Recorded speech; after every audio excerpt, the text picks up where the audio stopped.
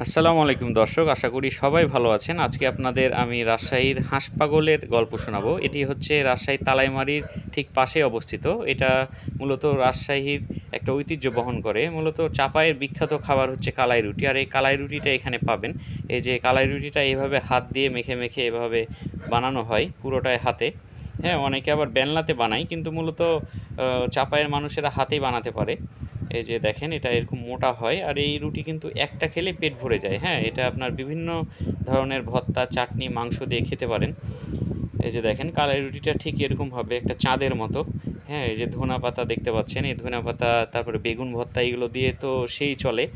মানে আর কোনো কিছুর দরকার হয় না। আরও স্বাদ বাড়িয়ে নেওয়ার জন্য আপনারা মাংস নিতে পারেন। এই যে মাংসের লাল ভুনা বলেন, কালা ভুনা বলেন, হাঁসের মাংস বলেন, একদম জমে যায়। হ্যাঁ, যারা রাজশাহীতে গেছেন বা চাপায়ে গেছেন তারা অবশ্যই জানেন এ সম্পর্কে। আর যারা প্রথমবার যাবেন তারা এটা টেস্ট না করে কখনোই আসবেন না ফেরত। হ্যাঁ, এটার স্বাদ একবার যে নিবে সেই এটা বারবার খাবে। তো এই হাঁস পাগলের কালাই রুটি বলেন বা মাংস বলেন, ভর্তা বলেন, সব কিছু অনেক মজা ছিল। তো আজকে এ পর্যন্তই। ফিরে আসবো পরে নতুন কোনো আপনাদের অন্য কোনো রেস্টুরেন্ট নিয়ে। ভালো থাকবেন।